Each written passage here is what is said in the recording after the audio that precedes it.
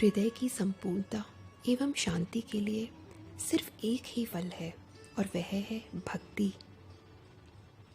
फल उसे कहते हैं जो कर्म के पश्चात प्राप्त होता है। अगर कर्म का फल क्या होगा ये पता चल जाए तो इंसान उस कर्म को छोड़ेगा ही नहीं। किसी पेड़ का फल मीठा है, स्वादिष्ट है, यह जान जाएंगे तो उसे खाना जरूर चाहेंगे। जिसका स्वरूप आप जान चुके हैं, जिसको सुख रूप जानेंगे, उसे उनके पास रखना चाहेंगे। उसी तरह साधना का फल भक्ति है।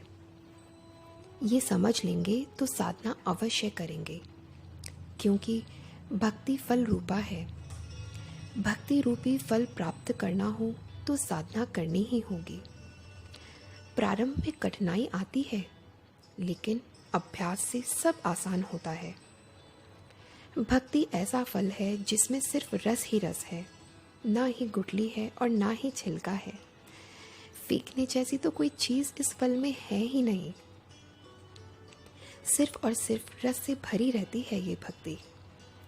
जिसने एक बार इसका रसपान कर लिया तो समझो वह स्वयं अपने आप को भूल जाता है, भक्ति रस में डूबा रहता है। कृष्ण से सिर्फ कृष्ण को मांगिए। हृदय की इच्छाएं कुछ भी पाकर शांत नहीं होती हैं। एक राजमहल के द्वार पर बड़ी भीड़ लगी थी। किसी फकीर ने सम्राट से भिक्षा मांगी थी। सम्राट ने उससे कहा, जो भी चाहते हो मांग लो। दिवस के प्रथम याचक की कोई भी इच्छा पूरी करने का उसका नियम था। उस फकीर ने अपने छोटे से भिक्षा पात्र को आगे बढ़ाया और कहा, बस इसे स्वर्ण मुद्राओं से भर दें। सम्राट ने सोचा, इससे सरल बात और क्या हो सकती है। लेकिन जब उस भिक्षा पात्र में स्वर्ण मुद्राएं डाली गईं, तो ज्ञात हुआ कि उसे भरना असंभव था। वह तो जादुई था। जितनी अधिक मुद्राएं उसमें डाली गईं, वह उतना ही अधिक खाली होता गया। सम्राट को दुखी देख वह फकीर बोला, न भर सके तो वैसा कह दें, मैं खाली पात्र को ही लेकर चला जाऊंगा। ज्यादा से ज्यादा इतना ही होगा कि लोग कहेंगे कि सम्राट अपना वचन पूरा नहीं कर सके। सम्राट ने अपना सारा खजाना खाली कर दिया। उसके पास जो कुछ भी था सभी उस पात्र में डाल दिया, लेकिन अद्भुत पात्र न भरा सो न भरा। तब उस सम्राट ने पूछा, हे भिक्षु, तुम्हारा पात्र साधारण नहीं है, उसे भरना मेरी सामर्थ्य से बाहर है। क्या मैं पूछ सकता हूँ कि इस अद्भुत पात्र का रहस्य क्या है? वह फकीर हंसने लगा और बोला, कोई विशेष रहस्य नहीं है। यह पात्र मनुष्य के हृदय से बनाया गया है। क्या आपको ज्ञात नहीं है कि मनुष्य का हृदय कभी भर ही नहीं सकता?